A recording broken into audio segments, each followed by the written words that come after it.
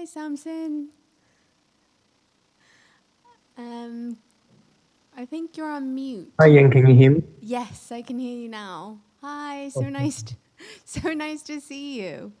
Yeah, nice to see you again. Yeah. Okay, so I think we talked about you were gonna do a little run through of a presentation of some of your work, and then we were gonna have a conversation. So I don't know if you want to set that up.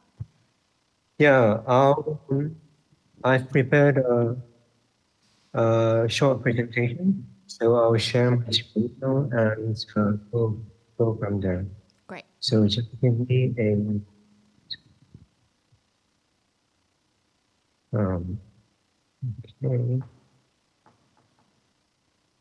and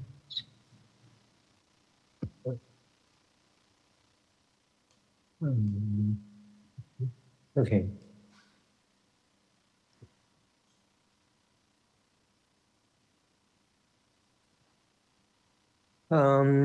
First of all, I'd like to thank Hong and Mike for organizing this event and for their invitation to participate.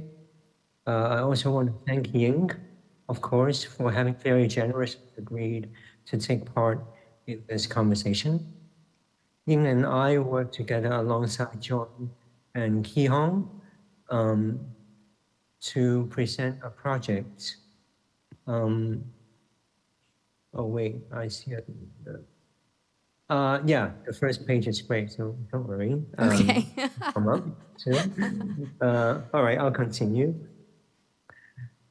Um, yeah, so we worked on a project together for MIF in 2017.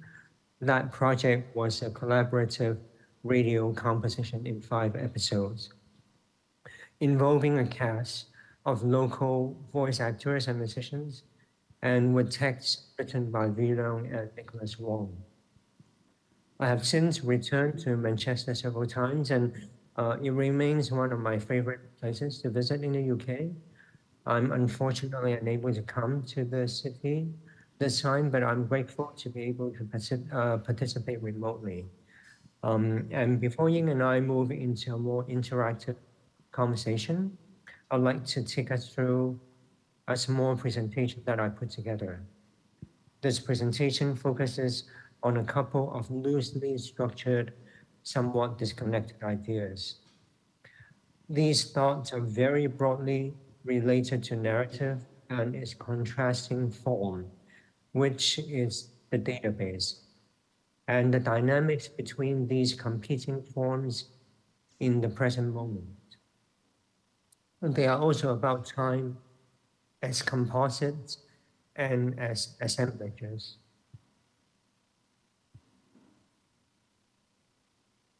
So this is a photo of an image of the project that we did together.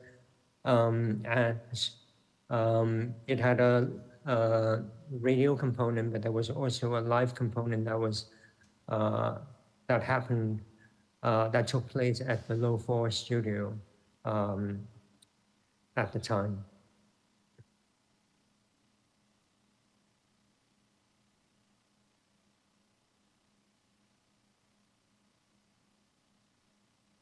So the collaborative work from 2017 was an experiment in storytelling through the radio.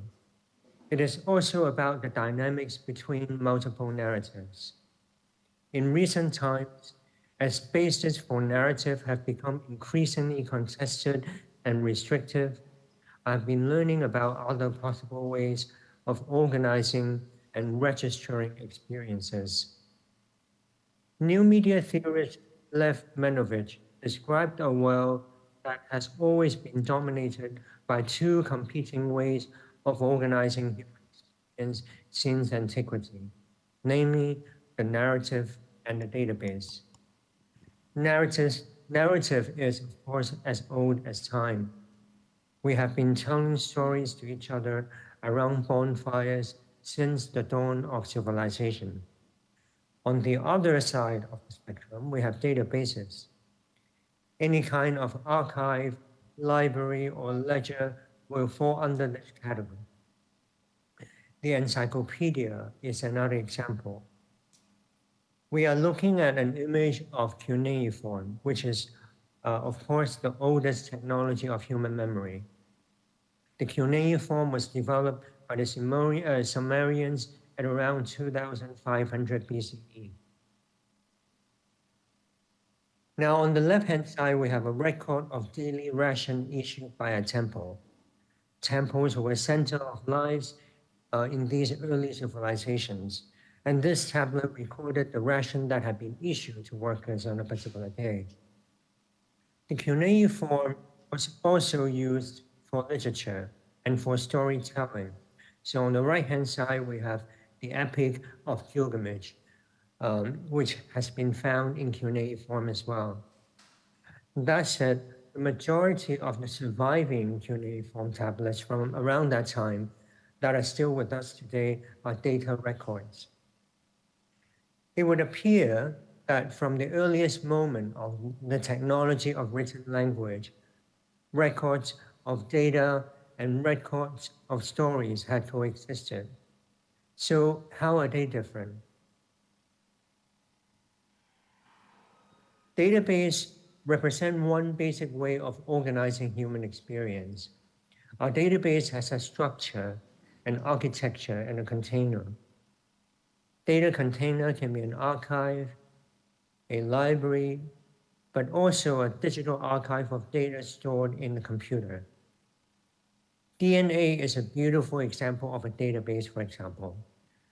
The DNA molecule for a single cell contain enough information to fill all of the books in the world's largest library. Narrative, on the other hand, is database contrasting cultural form. We understand our lives through stories. We daydream in narrative. We remember, anticipate, hope, despair, and love by narrative. Storytelling is so familiar to us that it has become naturalized. Here's a quote from Menovich about sort of the contrast between narrative and database as cultural forms. I quote, "As a cultural form, a database represents the world as a list of items, and it refuses to order this list. In contrast, a narrative creates a cause and effect trajectory of seemingly unordered items or events. Therefore, database and narrative are natural enemies, competing for the same territory of human culture. Each claims an exclusive right to make meaning out of the world." Now, of course, database and narrative, they exist on a kind of continuum. It's not an either or. But when we look back at the history of media, we do detect a shift of emphasis over time. For centuries, a spatialized narrative, which is to say a narrative where all information appeared to us all at once, dominated visual culture. That is, after all, how the world appears to us on a perceptual level. The printed novel, however, shifted the emphasis towards narrative when it became the dominant cultural form. And then, when cinema replaced the novel as the dominant cultural form, the balance is tipped further towards the side of a narrative. Now, jumping about 100 years ahead, in the age of digital computing, it would appear that the database may become a more powerful cultural form. In digital culture, even in cases where an experience of culture gives the impression of a narrative, what underpins it is often a database. A good example of this is a video game.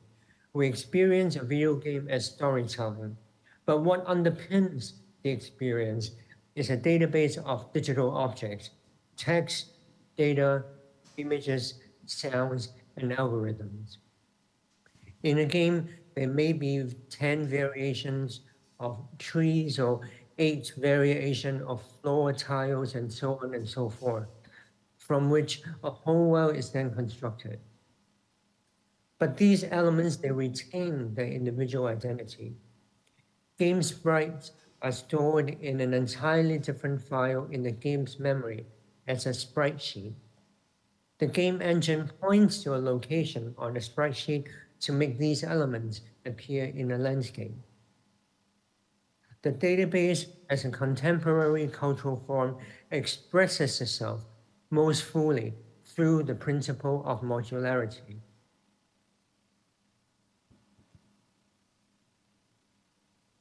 In the early days of the internet, for a brief moment, it looked like database will become dominant. After all, what is the internet but an endless database of images, text, and hyperlinks?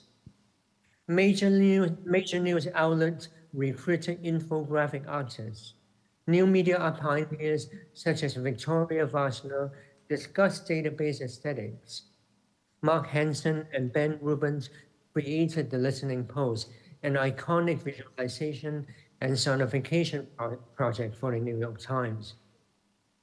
But it would appear that that optimism about database aesthetic hasn't borne out, even if interactive gaming has now taken over cinema in both size and coverage. I wonder where we are at this present moment in terms of the dynamics between narrative and databases. I'm also thinking about database not as a competing force to narrative, but as a place of possibilities. When we navigate through a space, the built environment determines where we can go, where we are denied access.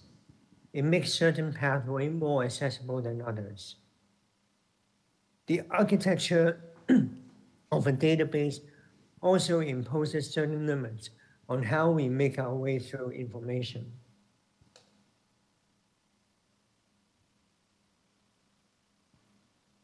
Think about the way our digital present is organized as files on a computer, for instance. The desktop, the folder, and the file, these are metaphors from another time, from a time before the computerization of culture. These metaphors actually came from, at the turn of the century, the invention of vertical file cabinets, where information is organized in terms of discrete folders and sort of segmented and separated from each other. In 2018, during a research residency at Vlaag Art Center in Belgium, I looked at the musical instrument classification system at the Royal Museum of Central Africa. I focused on the instrument that had been filed under the bell category. Some of these objects, such as this one that we are looking at in the image, are assemblages of many components, making it both a bell, a rattle, a sound filter, and a wearable object. Now, this recent article that we are looking at now from The Verge by Monica Chin is reporting on how post-Google, the tree-like file structure seems to confuse people who are more used to retrieving files by searching for it in the search field. The consequence being that the question of where in the database does not seem to matter as much anymore. So on the left-hand side, we have the file, the tree branch structure of file organization for which you would have to point to an exact location by indicating the path. And on the right-hand side, which may be a more usual way of interacting with the database on your desktop computer these days, which is through the search field by searching for the name of the file directly. Now, jumping around a little bit, a related thought is how we can think of media not only in terms of an assemblage of different materials, but also a collection of different times onto its own. Here, I'm going to read a quote from this book called Infrastructure of Time, an introduction to hardwired temporalities. All machines, whether mechanical, electronic, or symbolic, are in a crucial sense time machines. Media technologies thus constitute not only materials infrastructure, but also temporal infrastructures. Now, this idea can be very easily demonstrated by the retrieval function of an online database. The archive retrieval function is a method by which the past is carried forward into the present. Various sections of the past may be activated by the interactive relationship formed between the user and the digital database. But consider also the way the search bar remembers our user's queries from a moment ago. It directs the user, making certain future movement more actionable than others. We may also think about works of art or objects this way.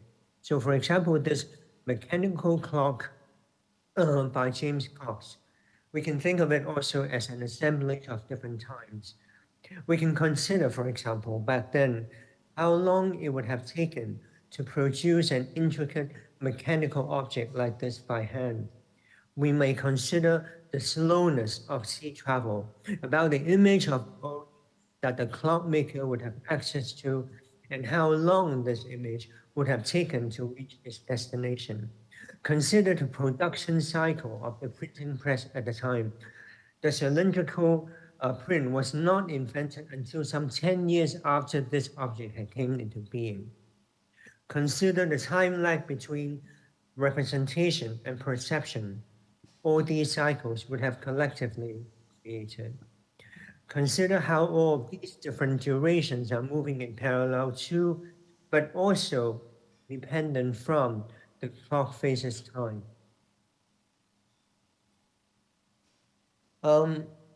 So just now I sort of went through a couple of unstructured, somewhat related thought.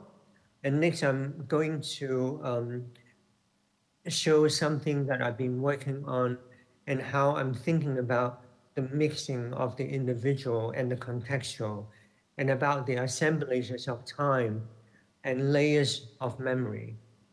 So these are work in progress images, and I'm still working through them. So very preliminary.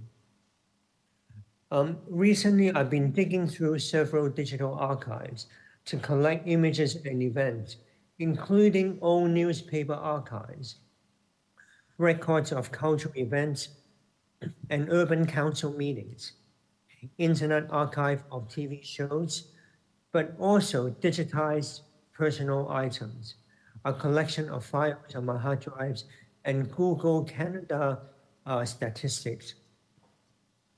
I'm using data. I'm using dates related to myself and my partner as sampling points of these public records. Along the top of the screen, for example, we see two windows of personal item scans. Items are grouped together under different themes. An item will appear under multiple groupings. The changes between the groupings on the left and the groupings on the right is being tracked by the machine in real time, and the areas of change, they become an image mask which function to reveal the contextual archival materials which are on the bottom side of the screen. So here's a little video showing you how that works. So again, on the top side, you have these personal collection images that are being grouped together. Some has to do with marriage or union, other have to do with current affairs, yet other has to do with my sort of my mother's workplace, but also connecting that to my work and my practice.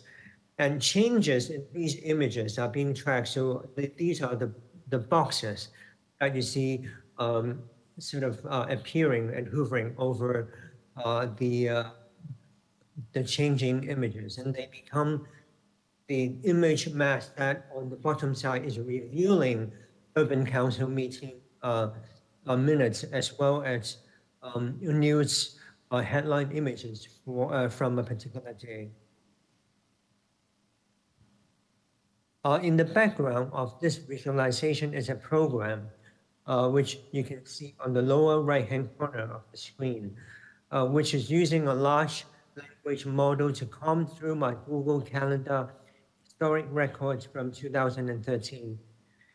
The LLM writes a kind of surveillance report using these statistics, but the visualization does not display these texts. The visualization shows only the time that it takes for the LLM to process data and to create an output. So this is the counting that you're seeing now. And it uses this duration as a rhythm to drive processes in the visualization. The result is a kind of time composite, a making of personal time, family history, machine time, but also social, cultural, contextual time.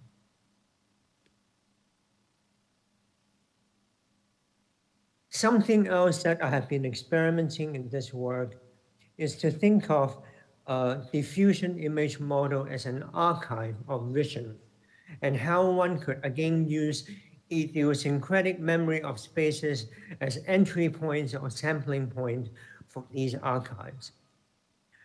We have on the screen now two 3D scans of spaces. One is the alleyway of an old apartment block, and other is a Japanese restaurant.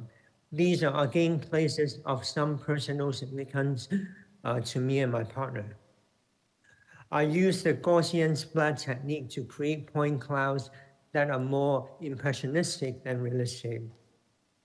I then use these point cloud navigation videos as prompts for an image-to-image model using a range of prompts that increases and decreases their influence on image generation over time, hoping to create more of an effect of a stream of consciousness or a composite, but less of a discrete moment. A large range of keywords are being tested here. These keywords include genre of cinema, but also gay Asian men desire, street protests, official occasions such as the handover, youth orchestra musical practice, and various places that have resided in, etc. On the right-hand side, we see the original 3D scan of the space. And on the left-hand side, you see the model's output.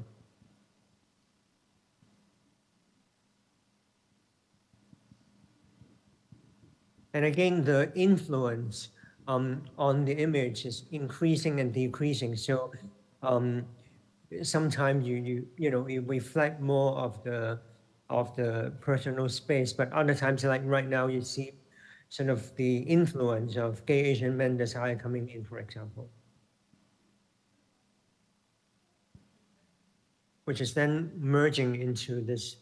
I think coming up is this sort of image of the handover.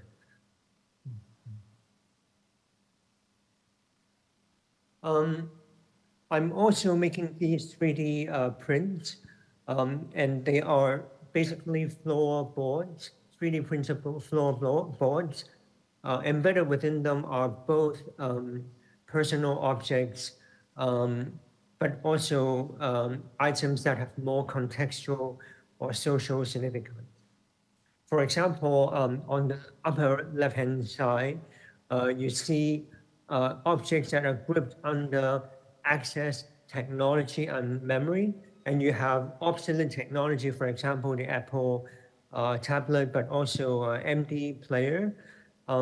but you also get the cassette tape, which of course is an obsolete technology, but that also is a memory item because that belonged to my mother's collection of English language learning tape when she was uh, uh, uh, trying to master the English language in her own time.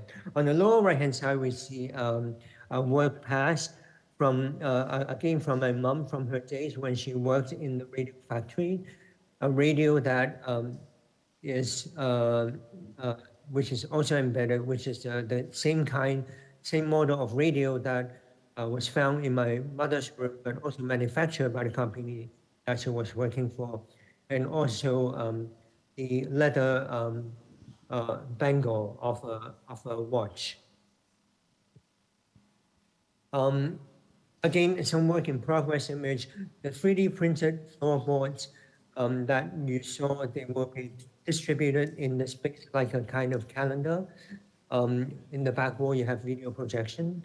And then on the left-hand side of the space, there's a navigatable space where you would see these, where there's a fly-through of these 3D scan spaces of personal significance that are merging in and out of more contextual memory.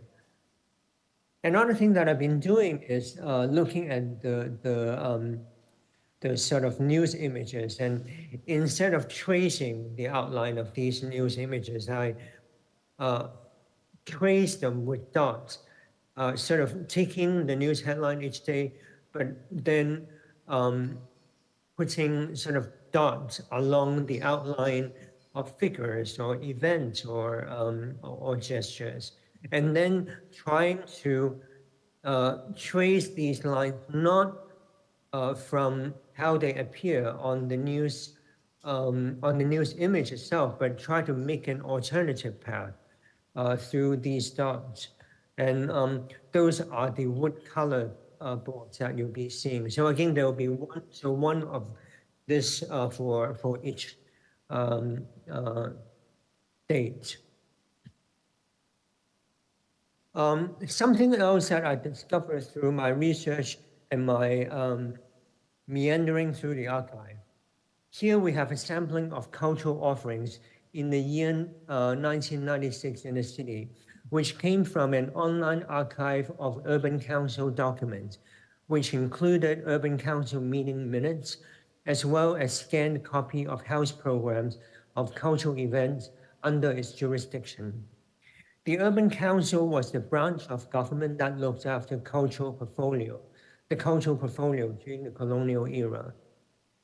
This small collection of samples characterizes the cultural offering in the city as following three categories: programs of classical musicians from the US, UK, or European continent, programs of regional music groups from the mainland, and local artists who distinguished themselves through their use of technology. While this method of sampling is hardly scientific, sampling events that are closest to the 7th and the 21st of each month, which are my birthday and my husband's birthday, it nonetheless revealed a city's imagination of the self that seems to be enduring. The database is a place where individual points in space retain differences. It is a space where each individual points are already multiples. It is not a place that is resistant to a path through space, but a place where possibilities of other movements had not yet been prematurely foreclosed. It is a depository of many stories not yet told. To consider the vitality of points in space is to begin to describe a more distributed agency. Pianist and researcher Pablo Diassi laid out a scenario for conducting artistic research in his 2018 book, Logic of Experimentation. As he employed a model in which knowledge does not correspond to something that precedes a certain given, but something that is the result from a thought process. It is a methodology that prioritizes unexpected reconfiguration of materials. Arcis does not rely on a narrative research question. His method is comprised of an archaeological phase where materials and sources are collected, which is then followed by a second phase where materials are subject to analysis. In a third phase, new configuration and rearrangement of archaeological finds become an artistic and intellectual move. The focus here is rearrangement and reconfiguration as ways of facilitating connection that have yet to be made. I'm just going to end the brief presentation with this quote again from Manovich. It may appear at first sight that data is passive and algorithm active. However, the passive-active distinction is not quite accurate because data does not just exist, it has to be generated. And that was the end of my short presentation. Thank you, Samson. It's really nice to see, well, first of all, it's really nice to speak to you, but it's really nice to hear some of the things that you're working on now, and sort of, certainly from my perspective, seeing that you're, some of the interests that from when we worked together that time ago in 2017 and even 2014, which is 10 years ago now, are still some of the sort of interests and themes and through lines that run through your practice.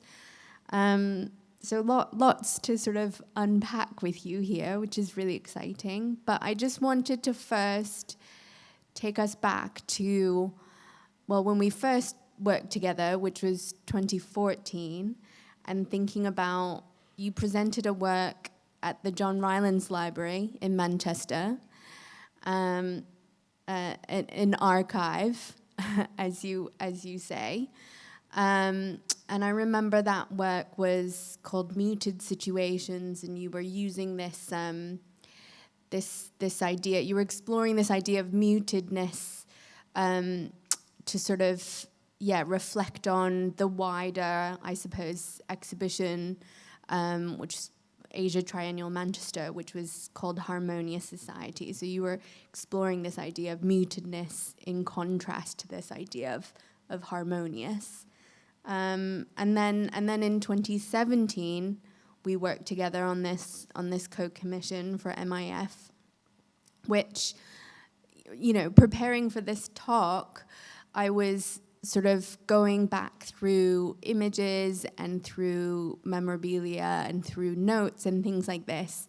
And it occurred to me sort of as more and more layers of what I remember of your work, as more and more things unraveled, how sort of more complete and whole the sort of memory was. And I remember, so just for everyone who might not have been in Manchester in 2017 or experienced that work, so you took a point of departure on this story of migration, of people sort of coming from China to Europe on foot. And I just wondered if we can use that as a starting point there, because as I was sort of remembering this time and that show, what sort of drew you to that as your starting point? So how did that begin? How did you come upon sort of that story? Right. So 2017 was a while ago. So I I think I read about this myth. Yeah. And then thinking about thinking about narrative and about storytelling, and how I mean, but again, correct me if I'm wrong, but I think the question that we started with was how storytelling is um, about the um, about the story, but also very much about how the person telling the story sees herself or himself. And then with that idea, then I've not worked on a uh, radio project before, and although I'm a composer, so I can write music, but certainly there's a lot of dialogue and text that needs to be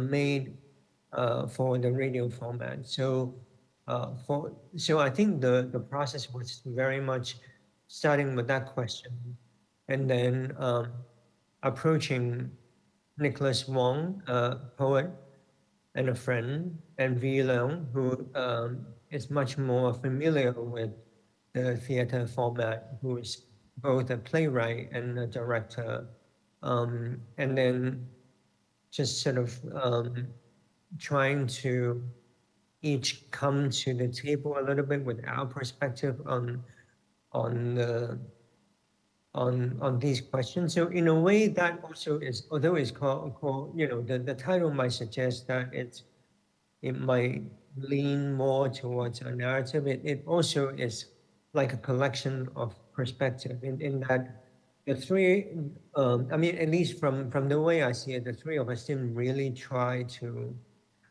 weave something very coherently together. We were, Nick definitely took an approach that was more poetic and maybe more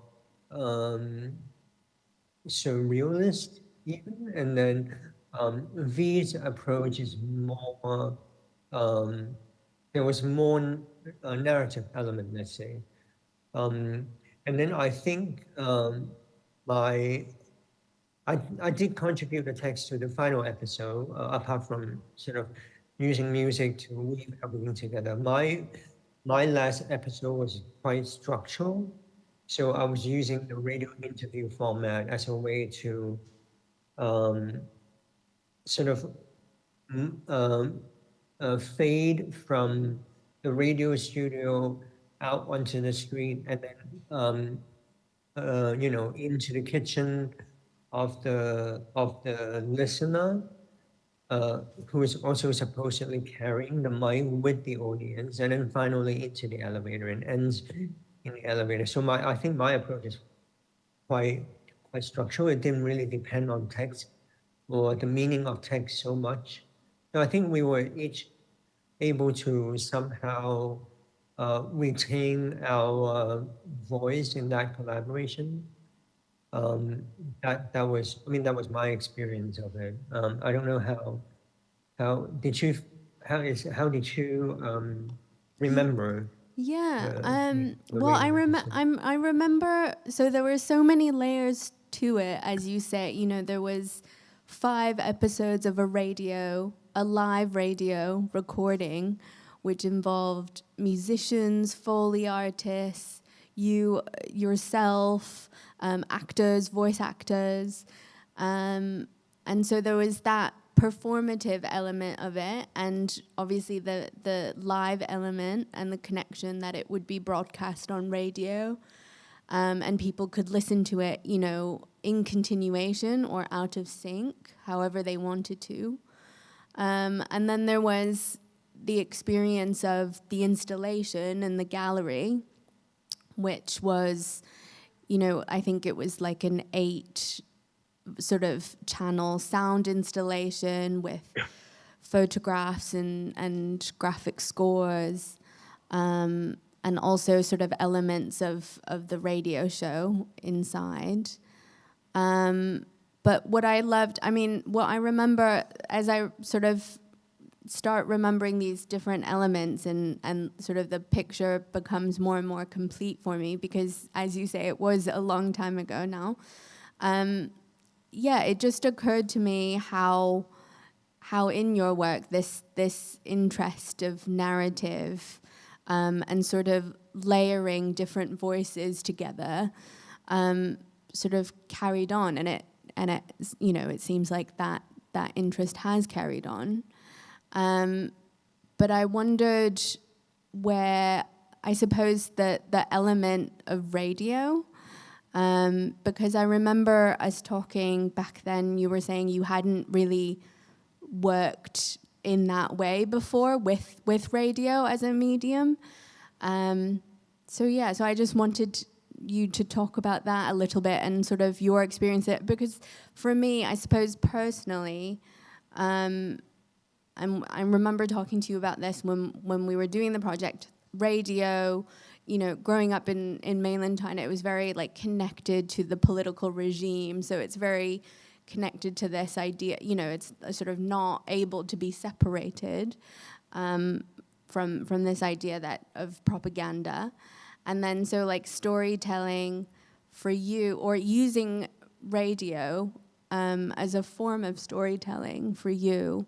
Yeah, I was just wondering if you could talk a little bit about that and your experience of sort of really using that medium, because as a way of like coming to that medium, you know, it was so involved, because there were these 5, for all intents and purposes, 5 separate performances that were live.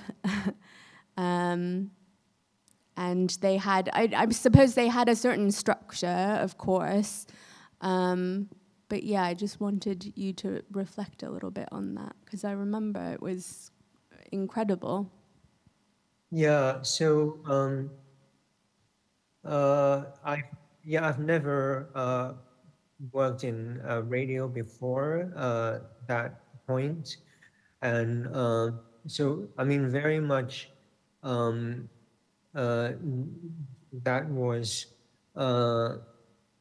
through the facilitation of both you at the Chinese Art Center, but also the team at MIF and the team at West Kowloon for really putting a team together. So we had people who were very experienced already in radio. And we had Polly, who was a radio producer. Mm-hmm. So she was a great resource. So it really was a team, really a team effort. And I have to say that I'm. I don't know if you felt this in the radio studio, but I'm not very comfortable with working in groups. Actually, I mean, I can do it, but it's not my natural. Not in a big group anyway. I mean, I don't.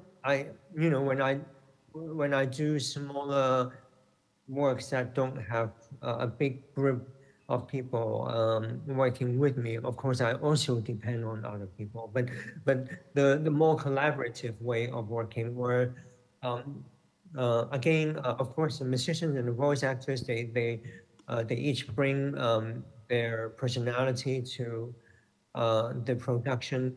But I think V and Nicholas, they really brought their voice to the production. I don't know if this came through at all, but if you listen to all 5 episodes and then like in a sequence, and then when you get to the 5th episode, there is a point where like that interview sounded like, I mean, consciously so, it sounded like a little bit like an argument between me and Nick and Lee.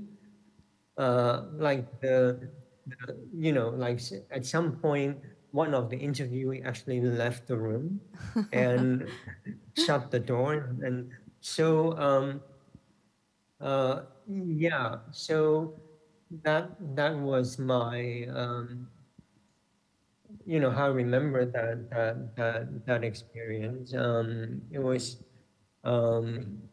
was not the usual way of working, but I was happy about the way things turned out. But my personal connection to radio was actually more through my mother. I mean, my mom worked at a radio Um, I mean, she worked on the clerical side, but she worked at a radio factory throughout her working life. So, um, and that is a theme that has come back in several of my work. Yeah. So you would often, um, I mean, so I remember at home that we would listen to the radio, but also there were multiple radios at different parts of the room. That, like, she would just bring these units back from home, and so that's how I, my connection to it. So I also made this work, which is like a radio interview where I had this like mobile radio broadcast card that I was moving around and interviewing other artists, but also did an interview with my mom about her experience in the radio. So I've made several pieces like that, and that's how I connect to the medium. But yes, of course, radio is very important uh, in um, in sort of as propaganda, and it also, I mean, of course, in mainland China, and of course in many parts of the world where information is restricted, um, but also the radio, uh, just before the Second World War was, of course, very instrumental to a certain kind of, it facilitated a certain kind of toxic nationalism too, right? So the radio is yes, it has the medium itself already has a kind of tendency, which is very a point that is very well taken.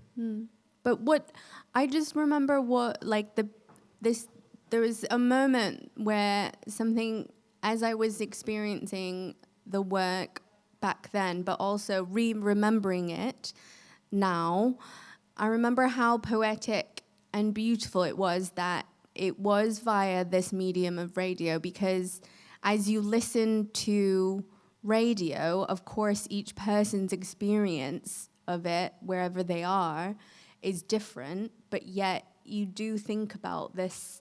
Well, you think about many layers, but there is that tied to this moment in time where people are elsewhere listening to the same thing at the same time, and I remember, I just remember or remember that connection when we worked on that project, and it was just a really nice memory for me to have.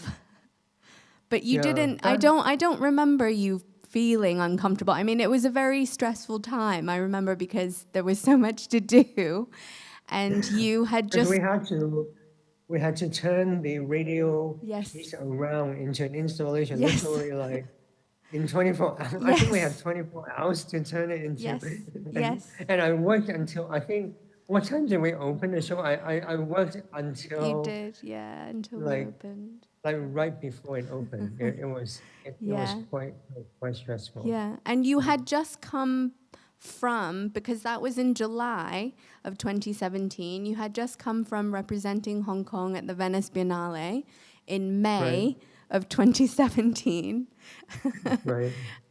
which was a totally different and also amazing work as well, but a completely different work, and different sort of installation and different scale as well. Right. So it was. I remember you were under quite a lot of pressure, but you didn't seem uncomfortable. Right. Uh, uh, yes. Thank you. I think again but going back to the what you said about the radio piece, I Yeah. think although although there were essentially three, in terms of the text anyway, like three voices, me and V and Nicholas. Somehow, I mean, I think especially for V anyway. I mean, we never really talked about this, but I think V was kind of writing a kind of, she was with, um, she was trying to incorporate like her impression of me in the work. And Mm. so in a way, it's like onto itself. It's also these different layers of me and different parts of me that think this way and that way, and all of the contradiction that fails left and right, and all of those things are somehow uh, uh, to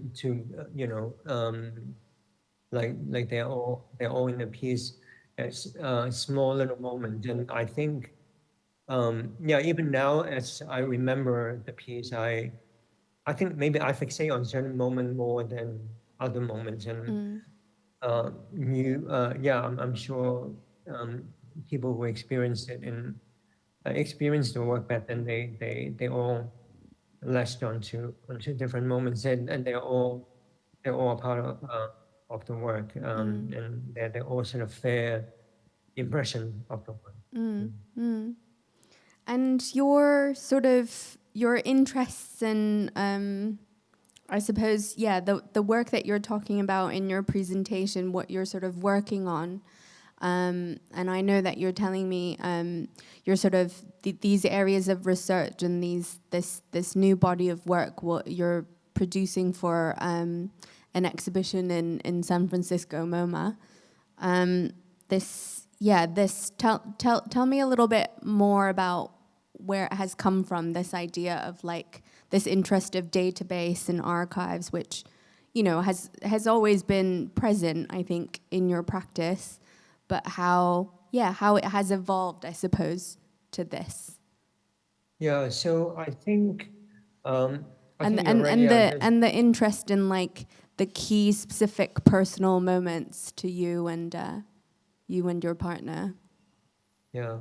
Um, so I think I've always had an interest in um, not necessarily just like leaning towards database, but more like this more open space where things could exist in between or things could be hybrid. And like for example, in 2013, I did this work called Memorizing the Twist Time Chord, where I had an open call and had all these people come in and do singing of a particular passage of the twist and chord. And so that work essentially became a database of songs. Mm. And so, but I think, um, but I really haven't thought very seriously about this idea of um, narrative and algorithm on the one end of the continuum, and then um, database and algorithm on Mm-hmm. the one end of the continuum, and then narrative on the other hand. I haven't really thought about it more seriously, and also through the work of all these the new media artists who came before me in this serious way. For example, I've been looking a lot at the work of Victoria Bosner Mm-hmm. and her work with like she worked a lot with DNA, but she treats it like a database that she can tell stories with. So again, it's not like a resistance to story, but sort of like looking at what other uh, connections hadn't yet been formed. And Mm. so I think uh, with this work, I wanted to make a kind of, um, I mean, in a way, it's kind of like a biographical work. It's kind of like a portrait, but I don't want it to be. Um, I want to experiment with this idea that you can tell a kind of portrait that is not uh, independent from the context, but also not. You can also tell it with dots, right? You can tell it with a collection of items, and then you can provide the audience with maybe different ways of connecting these items. They can go from a very personal angle, or if they're interested in, say, for example, the connection between the cultural offering of the city and how that reflects upon a city's perception of self, then they could also make that connection through a different presentation. Or if they're interested in um, sort of more like the rhythm of things, then they could just be in the space and soak it in. But I wanted to have this kind of thickness of different, again, different layers.